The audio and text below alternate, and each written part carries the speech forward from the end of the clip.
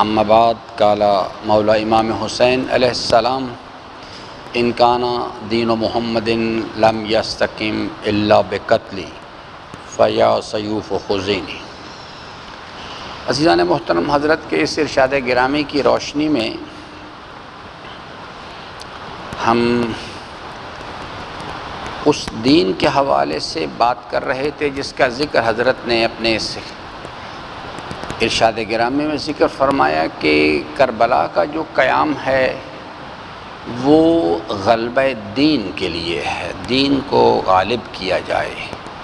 غلبہ دین کی مختلف تشریحات ہیں، اس کی جو پریکٹیکل اپلیکیشنز ہیں، یعنی اگر ایک آدمی سوال کرتا ہے کہ جناب غلبہ دین سے کیا مراد ہے، تو غلبہ دین سے مراد ایک سادہ سا اس کا ایک جواب ہے کہ ظلم کا خاتمہ اور عدالت کا قیام ذات کے اندر اور انسانی معاشروں کے اندر۔ بس اس کا ایک سادہ سا جواب ہے۔ غلبہ دین سے مراد نہ زیادہ نمازیں پڑھنا ہے، نہ زیادہ روزے رکھنا ہے، نہ زیادہ ماتم کرنا ہے۔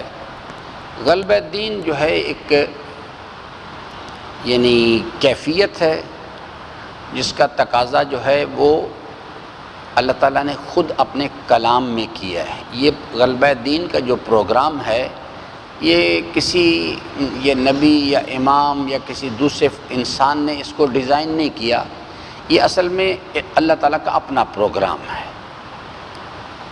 اپنے کلام میں اللہ تعالیٰ نے اس کا ذکر فرمایا ہے۔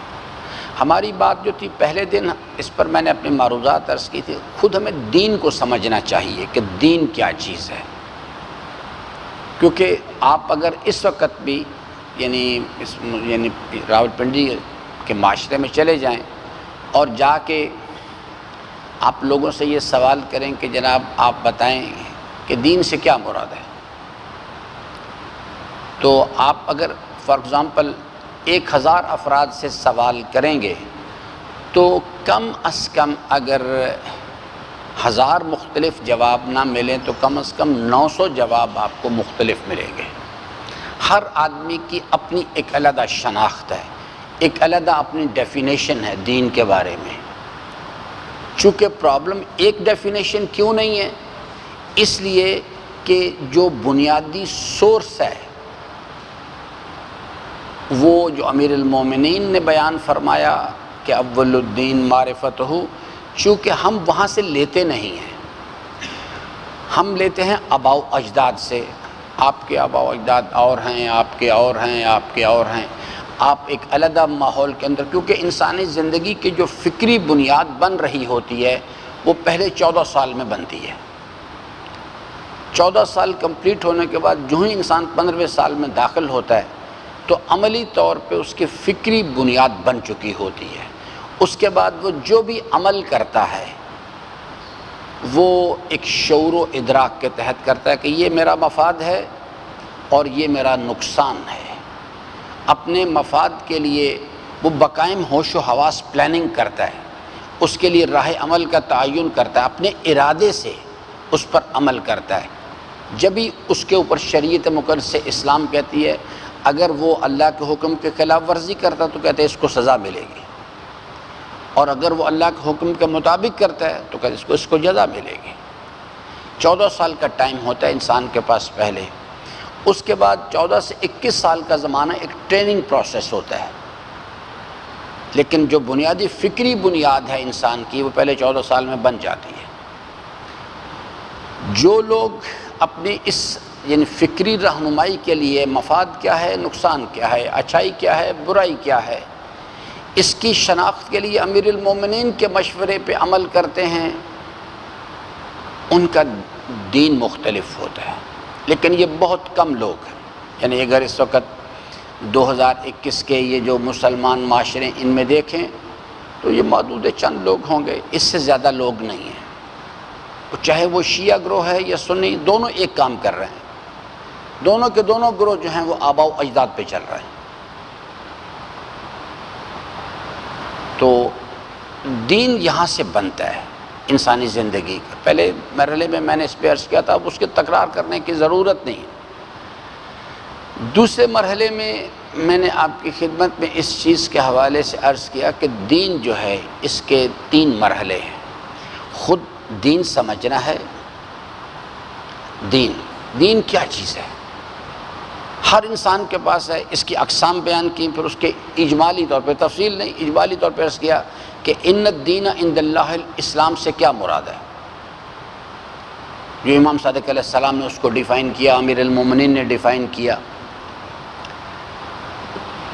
اور اگلا مرحلہ ہے ابلاغ دین کی تبلیغ کرنا، یعنی ابلاغ. وما علینا الا البلاغ المبین، دین کی تبلیغ. اس کے لیے یہاں تک ہماری بات آ گئی تھی کہ ابلاغ دین کے لیے اللہ تبارک و تعالیٰ نے ایک پورا سسٹم بنایا ہے. وہ سسٹم اگر کسی بھی معاشرے کے اندر پراپرلی کام کرے گا تو وہاں دین کی تبلیغ ہوگی، اور اگر وہ سسٹم کام نہیں کرے گا تو دین کو سب سے زیادہ نقصان، یعنی مثال کے طور پہ 3 چیزیں تھیں: مسجد، قرآن اور عالم دین. یہی 3 چیزیں نقصان پہنچاتی ہیں. آپ اس وقت کے پاکستان کا معاشرے میں دیکھ لیں، یہی مسجدیں جو ہیں انہی سے فساد اٹھ رہے ہیں. یہ مسجدیں ہیں، اب اس شکل اس طرح ایکسپینڈ ہو گیا پروجیکٹ جو ہے. پہلے صرف مسجد تھی، اب وہ مسجد ایکسپینڈ کر گئی ہے، 7 دینی مدرسے بھی بن گئے ہیں. ورنہ حضرت کی حیات مبارکہ میں دین کی تعلیم کے لیے اور تربیت کے لیے مسجد ہی استعمال ہوتی تھی. اب وہ ایک علیحدہ سے پلیٹ فارم بنا ہے کہ یہ دینی مدرسہ ہے. یا یعنی کربلا کے واقعے کے بعد امام زین العابدین علیہ السلام نے ایک نیا پلیٹ فارم ڈیزائن کر دیا، یہ فرش عزائے حسین. یہ اسی کی آف شوٹ ہے. یہ اگر امام علیہ السلام کے پاس مسجد کا پلیٹ فارم ہوتا تو اس کی ضرورت نہ پڑتی دین سمجھانے کے لیے. تو 3 چیزیں ہیں یہ. اسلام کا جو تعلیم اور تربیت کا کہ مسجد کو استعمال کیا جائے، انہی 3 چیزوں کے کمبینیشن سے کام بنے گا. مسجد کو ایک سب سے پہلا کام ہے ایک درسگاہ ہونا چاہیے، جہاں پہ دین مبین اسلام سکھایا جائے. مسجد کو ایک درسگاہ ہونا چاہیے، قرآن کریم درس کی کتاب ہو، عالم دین جو ہے وہ استاد ہو، اور مسجد درسگاہ ہو. باقی سب چیزیں اس میں سے نکلیں گے. پھر دوسری چیز، مسجد کو ایک عبادت گاہ ہونا چاہیے. اگر درسگاہ صحیح بنے گی مسجد جو ہے تو صحیح عبادت گاہ بن جائے گی. اگر مسجد کو درسگاہ نہیں بنائیں گے تو مسجد کبھی بھی صحیح عبادت گاہ نہیں بنے گی. آپ کوئی تفصیل میں جانے کی ضرورت نہیں. آپ ایسا کریں کہ کوئی پنڈی اسلام آباد جو پاکستان کا کیپٹل ہے، یہ نہیں کہ کوئی یعنی نواحی شہر ہے، پاکستان کا کیپٹل، کوئی 10 مسجدیں جو ہیں آپ انتخاب کر لیں، وہاں چلے جائیں، 2-2 4-4 دن وہاں گزاریں، آپ کو خود بخود میری بات سمجھ آ جائے گی ساری. مسجد کو سب سے پہلے اگر درسگاہ نہیں بنائیں گے، مسجد عبادت گاہ تو بنے گی، لیکن ہر آدمی اپنی جو کچھ اس نے اپنے آباء و اجداد سے لیا ہے، اپنے ماحول سے لیا ہے، اس کو پریکٹس کرے گا آ کے وہاں پہ. یہ خرابی پیدا ہوگی، کیونکہ سورس پیچھے ایک نہیں ہے، سورس مختلف ہیں، تو اس کی جو پریکٹیکل اپلیکیشن مختلف ہو جائے گی ساری کی ساری. مسجد کو عبادت گاہ ہونا چاہیے صحیح شکل میں، کیونکہ یہ پیوٹل پوائنٹ ہے. اگر عبادت گاہ صحیح بنے گی تو 3rd سٹیپ ہے کہ مسجد کو کیا ہونا چاہیے؟ تربیت گاہ ہونا ہے. تربیت کے لیے ایک انرجی کی ضرورت ہے. نفس کی تربیت کے لیے یا معاشرے کی تربیت کے لیے، مثال کے طور پہ یہ بچہ ہے، اس کی تربیت کرنی ہے، تو کیا خیال ہے کہ میں کر سکتا ہوں؟ میں نہیں کر سکتا. میں رہنمائی کر سکتا ہوں، پہلا کام. دوسرا کام ہے کہ اس بچے کو جو میں سکھانا چاہتا ہوں اس کے لیے عملی نمونہ پیش کر کے دکھاؤں، یہ دوسرا کام ہے. اور تیسرا کام ہے اس کے لیے دعا کروں. میں چاہتا ہوں کہ یہ 5 وقت کا نماز کا پابند ہو جائے، میں نہیں کر سکتا یہ کام. اگر فرد کر سکتا نا تو حضرت نوح علیہ السلام سے زیادہ کیپیبل تو ہم میں سے کوئی بھی نہیں ہے. وہ اپنے بیٹے کو کر لیتے، یہ نہیں آدمی کر سکتا۔ یہ اللہ تعالیٰ کے سسٹم کو سمجھنے کی ضرورت ہے۔ میں نہیں کر سکتا یہ کام، کون کرے گا؟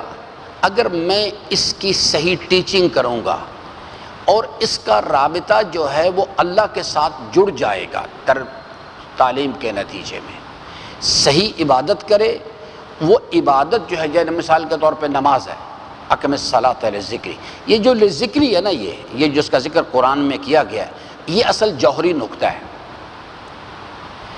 لذکری اگر اس بچے کو حاصل ہوگا اس نماز سے تو اس کی مدد سے تربیت کی جا سکے گی۔ اگر وہ اس کے پاس نہیں ہے، سارے زمانے کے علماء اکٹھے ہو جائیں اس ایک بچے کو کہ اسے اللہ کا بندہ بنا دے، نہیں بنا سکتے۔ نفس بڑی خطرناک چیز ہے، سارے زمانے کے، یعنی آپ ایکسٹرنل پریشر لے آئیں، علماء کا لے آئیں، ڈنڈا لے آئیں، کچھ لے آئیں، جب تک وہ پریشر رہے گا تو اس پریشر کے خوف سے ہو سکتا ہے نماز پڑھ لے، لیکن جو ہی وہ دنیا کا پریشر ہٹے گا یہ دوبارہ اپنی اس جگہ واپس چلا جائے گا، کیونکہ قلبی طور پہ کنونس نہیں ہے اس چیز۔ دین اندر سے شروع ہوتا ہے، انر سیلف کی کنوکشن سے۔ اگر میرا انر سیلف کنونس نہیں ہے کہ الحمدللہ رب العالمین، دنیا ایڑی چوٹی کا زور لگا لے میرے ساتھ، مجھے ایاک نعبد نہیں کرا سکتی۔ ایڑی چوٹی کا زور لگا لیا جو چاہے، سارے کے سب کٹھے ہو جائیں، ماں باپ، استاد، پولیس، تھانے دار، کسی کو لے آئیں، چاہے انسان کا انر سیلف اگر کنونس نہیں ہے، آپ اس سے ایاک نعبد نہیں کرا سکتے۔ تو مسجد جو ہے تربیت گاہ ہونی چاہیے، لیکن تربیت گاہ کے لیے جو پہلے مرحلے میں جو عالم دین ہے وہ معلم ہے، دوسرے مرحلے میں یعنی نماز ہے تو پیش نماز ہے، تیسرے مرحلے میں اس نے مربی کا کام کرنا ہے۔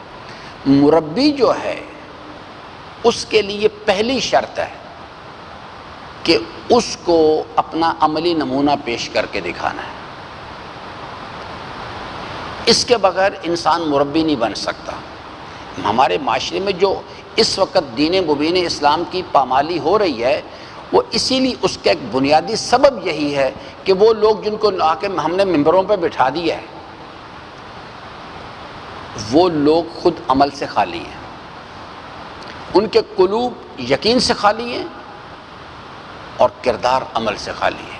اس کا نتیجہ ہے کہ کوئی رزلٹ کوئی نہیں ہے۔ مسجد کو ایک تربیت گاہ ہونا چاہیے۔ چوتھی چیز، مسجد کو ایک سماجی مرکز ہونا چاہیے کہ معاشرے کے جتنے اس علاقے کے محرومان ہیں، سماجی مرکز سے مراد یہ قطعاً یہ چیز نہیں ہے کہ زیادہ میلاد کروائیں وہاں پہ۔ سماجی مرکز کا جو سب سے امپورٹنٹ فیکٹر ہے وہ یہ ہے کہ اس علاقے کے جو محرومان ہیں وہ اس مسجد کو اپنا مرجع سمجھیں، وہ اس کی طرف رجوع کریں اور وہاں سے ان کے مسائل کا حل ہو۔ یہ جو انڈیویجول کیپیسٹی پہ، ہماری مسجد میں بھی یہی کچھ ہو رہا ہے، لوگ انڈیویجول وہ مسجد کو نہیں بنانے دیتے بالکل بھی۔ میں نے کوشش کی، پھر میں نے چھوڑ دیا اس چیز کو۔ ہر آدمی کہتا ہے کہ میری ذات مرجع بنے، حالانکہ شریعت مقدس اسلام کہتی ہے کہ مسجد مرجع بنے، مسجد کو سماجی مرکز ہونا چاہیے۔ لوگ اس طرح، کیونکہ مقصد میری ذات نہیں ہے، مقصد ہے کہ لوگوں کا رخ، فکر کا رخ اللہ کی طرف پھیرنا ہے۔ اللہ کی طرف جب پھرے گا جب وہ اللہ کے گھر آئیں گے، جب اللہ کے گھر آئیں گے، اللہ کے گھر سے ان کے زندگی کے مسائل حل ہوں گے تو ان کے فکر کا رخ اللہ کی طرف پھرے گا۔ اگر وہ میرے پاس ذاتی حیثیت میں آئیں گے، ان کے فکر کا رخ میری طرف پھرے گا، وہ میرے ذاتی طور پہ ممنون ہوں گے، اور ہم یہی چاہتے ہیں کہ لوگ میری شخصیت کے معتقد ہوں، میرے نعرے لگائیں۔ یہ مسجد کو ایک سماجی مرکز بنانا ہے۔ دو یعنی فقراء، یتیما، مساکین، بیوائیں، وہ مسجد کو مرجع سمجھیں اپنا۔ وہ اس کی طرف رجوع کریں۔ اور یہ جو مسجد ضرار کی بحث ہے قرآن کریم کی، یہ بڑی ہی خطرناک قسم کی بحث ہے۔ اگر اس مسجد پر میرے جیسے متولیان بیٹھے ہوئے ہیں تو پھر بھی وہ لوگوں کا رخ اپنی ذات کی طرف، اسی نقطے پر قرآن نے مسجد ضرار میں آ کے اختلاف کیا ہے۔ یہ وہ بنیادی جوہری نقطہ ہے مسجد ضرار کی بحث کا۔ وہ لوگوں کے افکار کے رخ کو اپنی طرف پھیرتے ہیں اور وہاں سے پھر اپنے جو ان کے نجس اور پلید خیالات ہیں، جب وہ لوگ ان کی طرف رجوع کرتے ہیں، ان کو مرجع سمجھنا شروع کر دیتے ہیں، تو پھر وہاں سے وہ لوگ اس انحراف کے راستے کی طرف چلا دیتے ہیں۔ مسجد کو اور جو معاشرے کے اس علاقے کے صاحبان مال ہیں، صاحبان اقتدار ہیں، وہ لوگ بھی جو ہیں اگر ان کو سمجھ ہو اس بات کی تو وہ اس چیز کو اپنے جو کچھ بھی امکانات ہیں ان کو مسجد کے ذریعے سے روٹ کریں تاکہ مسجد مرجع بنے۔ مسجد سے کیا مراد ہے؟ مسجد کو اس کی خاتون کا نام نہیں ہے، نہ کسی مرد کا نام۔ مسجد ایک فکری مرکز ہے۔ جب تو انہیں بتایا جائے جو یعنی وہاں جو شخص عالم دین ہے اور جو اس کے ساتھ متولیان ہیں، وہ اپنی شخصیت کو پروجیکٹ نہ کریں وہاں پہ، بلکہ لوگوں کو اللہ کی طرف ان کے فکر، کیونکہ انبیاء کی تحریک کا جو بنیادی مقصد امیر المومنین نے بیان کیا وہ یہی ہے کہ اللہ تبارک و تعالیٰ نے سلسلہ نبوت و رسالت کو جاری کیا تاکہ لوگوں کو اپنے جیسے انسانوں کی غلامی، جیسے عالم دین محلے کا یا متولیان اپنے جیسے انسانوں کی اور فکر کی اپنی نفسانی خواہشات کی غلامی سے آزاد کرائیں اور ان کے فکر کو اللہ کی طرف پھیر دیں۔ یہ بنیادی مقصد ہے اس کا۔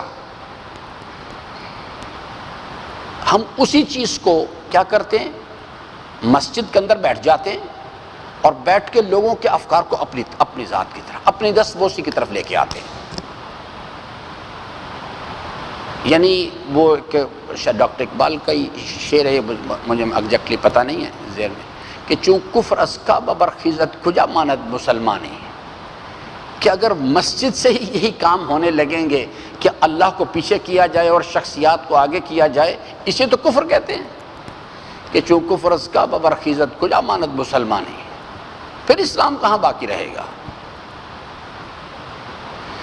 بہرحال یہ ایک لمبی بحث ہے۔ مسجد کو ایک سیاسی مرکز ہونا چاہیے۔ مسجد جو ہے وہ یہ بنو امیہ کا سٹائل ہے۔ بنو امیہ یہ نظام دے کے گئے تھے کہ مسجد کو چند ایک ریچولز کا سینٹر بناؤ، نمازیں پڑھو، لمبی لمبی نمازیں پڑھاؤ، اعمال، باقی عملی زندگی میں نہ امر بالمعروف کرو، نہ نہی عن المنکر کا فریضہ انجام دو، نہ کبھی منکرات کی شناخت کرواؤ، نہ منکرات کے خلاف کھڑے ہونے کے لیے موٹیویٹ کرو۔ یہ بس میں نے کل گزشتہ کل میں یا اس سے پیوستہ روز میں عرض کیا تھا، جو آدمی بھی سیکولر نظام کو سمجھنا چاہتا ہے کہ سیکولر نظام ہوتا کیا ہے، اس کو چاہیے کہ امیر معاویہ کا کہ وہ تقریر پڑھے تاریخ میں جا کے، وہ تاریخ میں موجود ہے باقاعدہ۔ اس نظام کو یعنی اور سید الشہداء کی جنگ یاد رکھیے گا، اسلامی سیکولر نظام کے ساتھ ہوئی تھی۔ امام حسین علیہ السلام کی جنگ یزید کے ساتھ نہیں تھی، اس نظام کے ساتھ جنگ تھی۔ اصل کھیل ہی سارا یہی ہے۔ باقی اگر اس چیز کو درمیان سے ہٹا دیا جائے کہ یعنی تو میرے عزیزان باقی جو ہے سید الشہداء کے شناخت کے مطابق، حضرت کے فرمان گرامی کے مطابق فرمایا اس اسلام پر حسین ابن علی کا سلام ہے جس میں نمازیں بھی ہیں، جس میں روزے بھی ہیں، لیکن مسجد سیاسی مرکز نہیں ہے۔ لوگ اللہ کی حاکمیت کو تسلیم ہی نہیں کرتے۔ وہ جو اسلام ہے وہ سارا زمانہ اس کو سرٹیفکیٹ دے کہ بہت اچھی چیز ہے، لیکن سید الشہداء کہتے ہیں میں اسے یہ نہیں کہتے، کہتے ہیں میں اس کو اسلام ہی نہیں سمجھتا۔ یہ اسلام ہے ہی نہیں ہے۔ اور ساری جنگ اتفاق سے صرف یہ تھا کہ اس وقت وہ جو سسٹم تھا اس کو لیڈ کرنے والی پرسنالٹی کا نام یزید تھا۔ آج اگر حضرت یہاں تشریف لے آئیں تو عمران خان کے ساتھ جنگ ہوگی، یا تو عمران خان توبہ کرے گا، اس چیز کو چھوڑ دے گا، اور یا پھر عمران خان کے ساتھ ہی جنگ ہوگی۔ اور اس فوج کے اندر جیسے وہاں پر وہ یعنی یزید کے لشکر میں جو کمانڈر ان چیف تھا وہ کون تھا؟ عبید اللہ ابن زیاد، اور اس نے کس کو کمانڈر بنایا؟ عمر ابن سعد۔ اگر کوئی سمجھنا چاہتے ہیں نا، آ جائیں کسی دن میرے پاس خلوت میں آپ کو بتا دوں گا کہ پاکستان میں کون کون ہے۔ آج اگر یہاں جنگ چھڑ جائے، میں آپ کو بتاؤں بڑے ظاہری طور پر بڑی بڑی شیعہ پرسنالٹی ادھر کھڑی ہو جائیں گی، جا کے بڑی بڑی شیعہ پرسنالٹیز جو اپنے آپ کو کہتی ہیں ادھر کھڑی ہوں گی۔ ہمارے یہاں برادر چودھری آصف صاحب، اللہ تعالیٰ انہیں طول عمر دے، اب چلے گئے یہاں سے، ایک دن سنا رہے تھے قصہ اپنے علاقے کا، کہنے لگے کہ ان کے علاقے میں یہ پورا پنجاب جو ہے نا، چھوٹے چھوٹے فرعون بیٹھے ہوئے ہیں، کہیں قاضی شورا بیٹھا ہے، اس نے ہر فرعون اپنے ساتھ جو ہے، ہر یزید اپنے ساتھ قاضی شورا ضرور رکھتا ہے۔ یہ سسٹم ہے پورا، یہ چھوٹے چھوٹے فرعون ہیں، کوئی چھوٹے کوئی بڑے، کوئی ایک گاؤں کی سطح کا فرعون ہے، کوئی یزید ہے، کوئی یعنی ڈسٹرکٹ لیول کا ہے، نام ان کے مختلف ہیں، آج کل ان کے نام رکھ لیے گئے ہیں۔ پہلے قرآن کریم ان کو کہتا ہے یہ یزید ہے یا فرعون ہے، یا آج کل ان ایم پی اے کہتے ہیں، ایم این ایز ہیں، سینیٹرز ہیں، منسٹرز ہیں، یہ اسی قبیل کے لوگ ہیں۔ تو چودھری صاحب سنا رہے تھے، کہنے لگے کہ ان کے علاقے میں ایک مجلس ہوئی، تو ان کا علاقے کا جو وڈیرا ہے وہ یعنی ان میں سے ان جو وڈیروں کی پوری فوج ہی ہوتی ہے، ایک صاحب آ کے وہاں مجلس میں بیٹھ گئے۔ جب مجلس ختم ہوئی تو وہ جو ذمہ دار تھا، یعنی آپ اسے وڈیرا کہیں، جاگیردار کہیں، نام دے لیں اسے، مختلف علاقوں میں ان کے مختلف نام ہیں، سندھ کے اندر کچھ اور ہیں، بلوچستان میں کچھ اور ٹائٹل دیا ہوا ہے، پنجاب میں کچھ اور ہے۔ بحیثیت انسان کے سب حزب الشیطان کے ممبران ہیں یہ، چاہے وہ ان کا نام غلام علی ہو یا محمد عمر ہو، ایک ہی کیٹیگری کے سارے ہی ہے، کچھ فرق نہیں پڑتا ان باتوں سے۔ وہ کہتے ہیں جس وقت مجلس ختم ہوئی تو وہ جو وڈیرا بیٹھا ہوا تھا وہاں پہ، اس نے مولانا صاحب کے لیے کوئی چائے ہے وہ بھی وہاں بیٹھا ہوا تھا، اس نے کہا مولانا صاحب ایک بات بتائیے۔ مولانا صاحب نے کہا کہ جی فرمائیں، کیا سوال ہے؟ اس نے کہا کربلا میں کہ جھگڑا کیا تھا؟ اب یہ ایک شیعہ وڈیرا سوال کر رہا ہے کہ جی جھگڑا کیا تھا وہاں کربلا میں؟ مولانا صاحب نے بتا دیا۔ تو انہوں نے بتایا کہ جی امام حسین علیہ السلام چاہتے تھے کہ یزید کو برطرف کیا جائے اور ایک اللہ کی حاکمیت والا نظام قائم کیا جائے۔ اب اس کو آج پتہ لگا کہ اچھا کربلا میں یہ جھگڑا تھا، تو کہتا ہے اچھا یہ مسئلہ تھا کربلا میں، اگر میں اس جگہ ہوتا تو میں امام حسین علیہ السلام کے ساتھ وہی کچھ کرتا جو یزید نے کیا تھا۔ اسے وہ اب کس یزید کو اب تلاش کر رہے ہیں؟ بیٹھا ہوا آپ کے سامنے۔ فرق صرف اتنا ہے، یہاں محاذ نہیں لگا ہوا، حسینی فوج نہیں ہے، یزیدی فوج کے جو سردار ہو تو پھر رہے ہیں۔ اگر آپ پسند کریں کسی دن میرے پاس آئیں، میں آپ کو بتاؤں گا راول پنڈی میں یہ دیکھو یہ کھڑے ہیں۔ آج اگر حضرت امام حسین علیہ السلام تشریف لے آئیں راول پنڈی میں یا پاکستان میں، تو ان کے خلاف کسی اور نے جنگ نہیں کرنی، انڈیا سے نہیں لوگ آئیں گے، یہی عمران خان، یہی نواز شریف، یہی زرداری، یہی ہے، کیونکہ جنگ جو ہے وہ افراد کے ساتھ نہیں ہو رہی، یہ دو نظام ہیں جو آپس میں ٹکرا رہے ہیں۔ اور چونکہ پاکستان کے اندر، گفتگو آج ختم کریں، پاکستان میں چونکہ جو لوگ اپنے آپ کو امام حسین علیہ السلام کا پیروکار کہتے ہیں یا نہیں، یہ ایک علیحدہ بحث ہے، اللہ تعالیٰ فیصلہ کرے گا، لیکن انہوں نے کبھی غلبہ دین کے بارے میں تقاضا ہی نہیں کیا۔ اس واسطے وہ جو یزید کے وارثان ہیں ان کو اختلاف بھی کوئی نہیں۔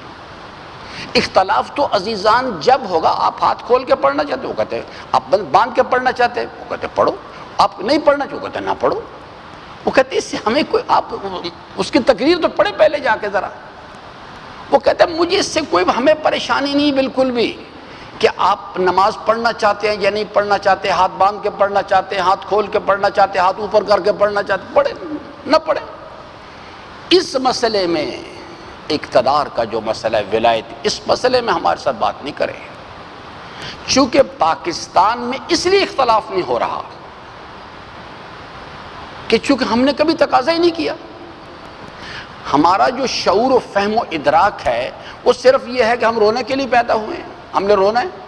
وہ کہتا ہے اور رو، اچھی بات ہے بھائی۔ وہ کہتا ہے ہمیں کیا پریشانی ہے، آپ روئیں۔ یہ عزیزان بنیادی طور پہ یعنی دین جو ہے، الہی پروگرام جو ہے، ابلاغ اس کا ایک حصہ ہے۔ اصل پروگرام ہے غلبہ دین، لِیُظْہِرَہُ عَلَى الدِّینِ کُلِّهِ۔ امام حسین علیہ السلام کا 61 ہجری کے مسلمان معاشرے میں جھگڑا اس بات پر نہیں ہوا، وہ اس لیے نہیں آئے تھے مارنے کے لیے کہ امام حسین علیہ السلام ہاتھ کھول کے نماز پڑھتے ہیں۔ جھگڑا ہوا تھا غلبہ دین کے مسئلے پہ۔ ہم ابلاغ دین میں بھی ناکام ہیں۔ ہم نے یہ سسٹم جو ہے اس کو تباہ کر دیا ہوا ہے۔ میں کل والی بات دہرا دیتا ہوں، میرے علم میں نہیں ہے کوئی مسجد، اب یہ پہلے مسجد تھی، اب یہ آگے اس کے حصے بن گئے، اس کے ایکسپینڈ کر گیا پروگرام۔ یہ مسجد ہے، دینی مدرسے ہیں، امام بارگاہیں ہیں اور اسلامک سینٹرز ہیں۔ یہ 4 شکلیں بن چکی اس وقت دنیا میں، اس وقت یہ 4 شکلیں پریویل کر رہی ہیں۔ یہ جو مسجد زرار کی بحث ہے ان 4 کے ساتھ مربوط ہے، یہ نہیں کہ صرف مسجد کے ساتھ مربوط ہے، کیونکہ وہی جو پلیٹ فارم تھا وہ ایکسپینڈ کر گیا ہوا ہے۔ ہم تو ابلاغ ہی نہیں کر پا رہے صحیح طور پہ، کہ ہم صحیح طور پہ ابلاغ ہی کر لیتے، کیونکہ ایک ہے پلیٹ فارم، کن چیزوں پہ مشتمل ہے؟ قرآن، عالم دین اور مسجد۔ لیکن کرنا کیسے ہے؟ کیا صرف مولانا صاحب کی ذمہ داری ہے؟ تو میں آپ کو عرض کروں کہ ابلاغ دین کلکم رائن، سب کی ذمہ داری ہے۔ یہ نہیں کہ صرف ایک مولانا صاحب کی ذمہ داری، آپ کی بھی، آپ کی بھی، آپ کی بھی، آپ کی بھی، یہ نہ سمجھے کہ آپ کی بھی ہے، ہر فرد کی ذمہ داری ہے۔ اگر میں اپنے کردار سے باہر نکل کے اس قسم کا کردار پیش کروں، وومنائزنگ کروں، ابھی میں نے اسی عاشور والے دن ہی شاید میں کی بات تھی، یہ اسی مسجد کے 3 لڑکے میں نے پکڑے اسی جگہ سے، میں کہا دفع ہو جاؤ یہاں سے، دفع ہو جاؤ یہاں سے۔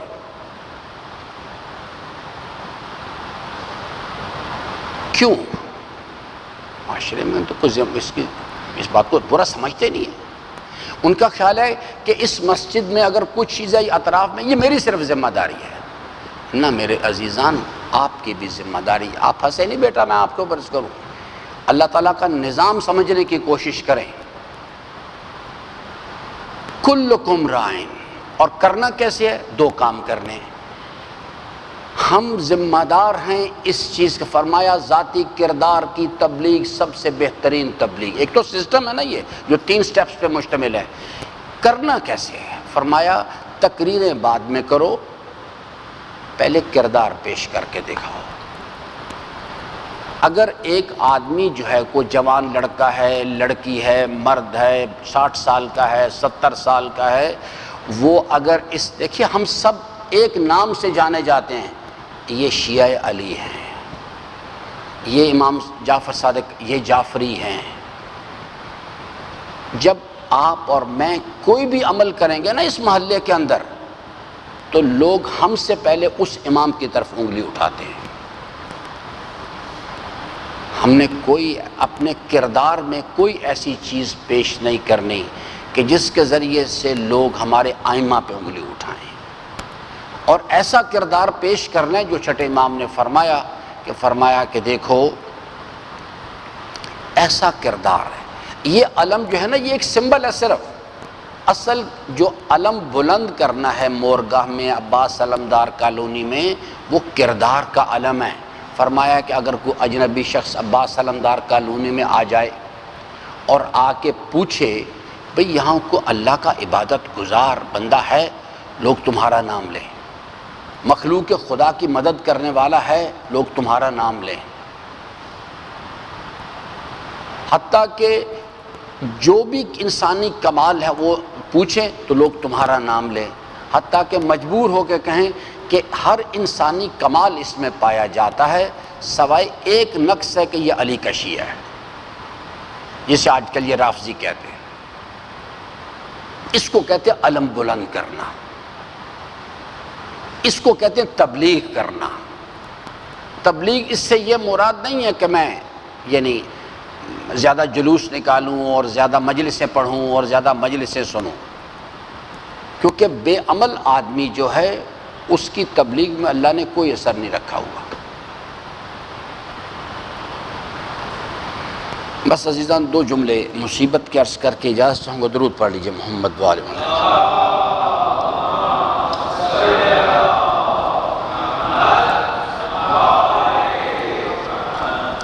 ابلاغ دین کا یعنی دین کا ابلاغ کرنا، یہ مسئلہ آج میں نے عرض کر دیا اجمالی طور پہ۔ کل غلبہ دین کے بارے میں بات کریں۔ غلبہ دین کیا چیز ہے؟ کیونکہ کربلا کا جو بنیادی غرض و غایت ہے وہ غلبہ دین ہے۔ لم یستقم الا ان کان الدین محمد لم یستقم الا بقتل۔ ہم نے پاکستان میں عزیزان کیا کرنا ہے یا مورگاہ میں کیا کرنا ہے؟ ہم اس وجود میں آج تک اللہ کا دین قائم نہیں کر سکے۔ ہم کس منہ سے باتیں کریں؟ تو مجھے تو واقعتاً شرم آتی ہے یہ باتیں کرتے ہوئے بھی۔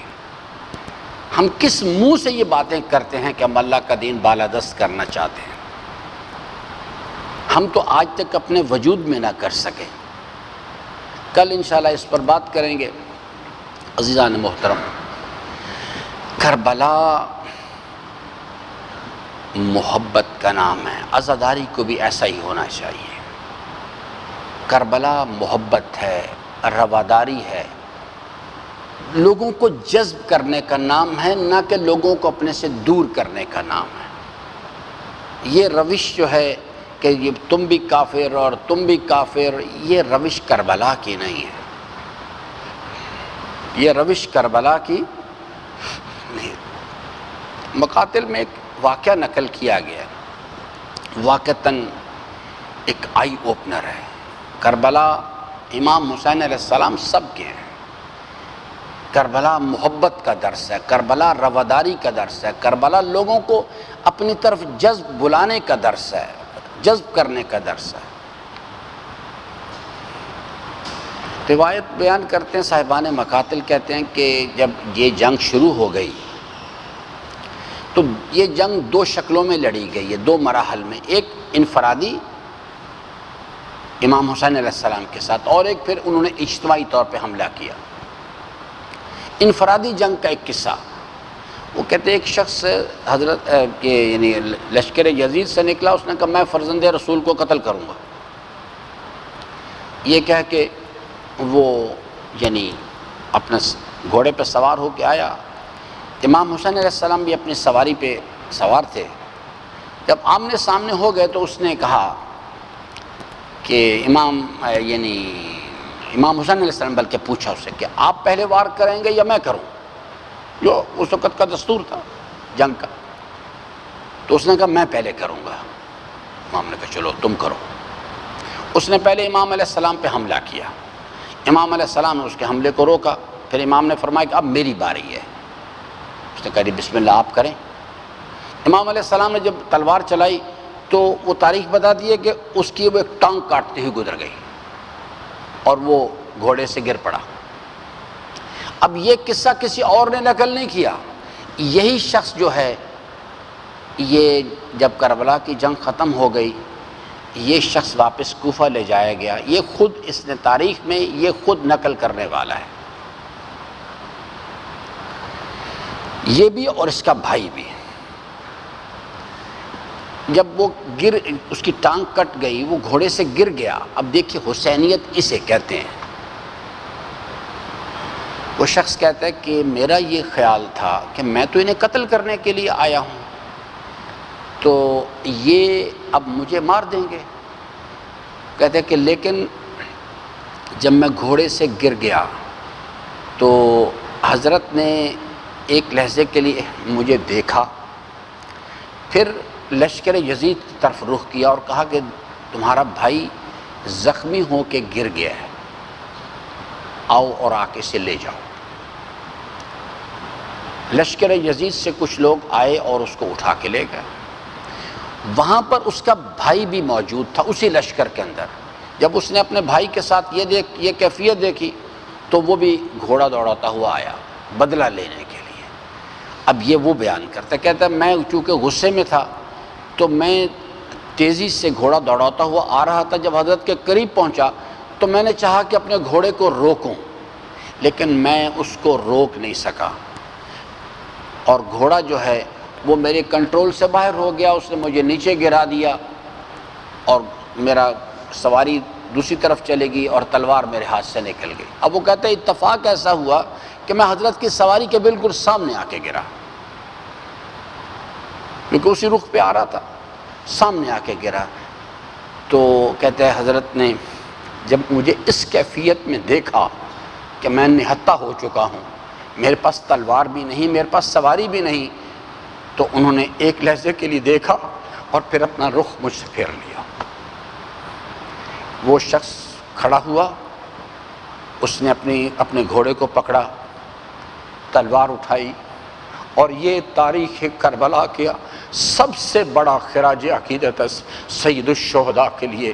وہ عمر ابن سعد کے پاس گیا اور جا کے اس نے کہا عمر ابن سعد، میں حسین ابن علی سے جنگ نہیں کر سکتا، وہ ایسا جواں مرد ہے کہ جب میرے ہاتھ سے تلوار نکل گئی تھی، میری سواری میرے ہاتھ سے چلی گئی تھی، جب اس نے مجھے نہتہ دیکھا تو اس نے مجھ پر تلوار نہیں اٹھانی چاہیے، میں اس جیسے جواں مرد کے ساتھ جنگ نہیں کر سکتا۔ لیکن یہ میرے مولا کا طرز عمل تھا۔ اور پھر روایات بتاتی ہیں کہ جس وقت بی بی سکینہ کے گوشوارے چھینے جا رہے تھے تو وہ شخص جو گوشوارے چھین رہا تھا، بی بی نے اس سے کہا کہ تو کس قسم کا مسلمان ہے، کس قسم کا تو انسان ہے، ہمیں لوٹتا بھی ہے اور پھر ہمیں مارتا بھی ہے اور رو بھی رہا ہے۔ تو کہنے لگا کہ بی بی بات یہ ہے کہ اگر میں نہیں لوٹوں گا تو پھر کوئی اور لوٹ لے گا آپ کو۔ اور پھر تاریخ بتاتی ہے، حبیب بن مسلم بیان کرتا ہے، کہتا ہے جب خیام میں آگ لگا دی گئی تو میں نے ایک منظر دیکھا، مجھ سے رہا نہیں گیا۔ کہتا ہے میں نے ایک چھوٹی بچی کو دیکھا جس کے دامن کو آگ لگی ہوئی تھی، وہ خیام سے برآمد ہوئی اور وہ دوڑتی ہوئی میدان کی طرف جا رہی تھی۔ وہ کہتا ہے مجھ سے رہا نہیں گیا، میں اس کے پیچھے دوڑا، اور جب میں اس کے قریب پہنچا تو وہ بچی خاک کربلا پہ گر گئی۔ جب میں نے ہاتھ بڑھا کے اس کے دامن کی آگ کو بجھانا چاہا تو چھوٹے چھوٹے ہاتھ جوڑ کر مجھے کہنے لگی، شیخ مجھے ہاتھ نہ لگائیو، میں فاطمہ کی پوتی ہوں، مجھے آج تک کبھی کسی غیر محرم نے ہاتھ نہیں لگایا۔ اِنَّ لِلَّهِ وَإِنَّ إِلَيْهِ رَاجِعُونَ رِضًا بِقَضَائِهِ وَتَسْلِيمًا لِهُ۔ پروردگارہ ہماری اس حقیر حاضری کو اپنی بارگاہ اقدس میں قبول فرما۔ حضرت قلب نازنین مولا صاحب الزمان علیہ السلام کو ہماری جانب سے خوشنود فرما، ہمارے آقا و مولا کے ظہور میں تاجیل فرما۔ ہم سب کو حضرت کے آوان و انصار میں سے قرار دے۔ پروردگارا ہم سب کو اپنے مولا کے قدموں میں شہادت نصیب فرما۔ ربنا تقبل منا انک انت السمیع العلیم وصلی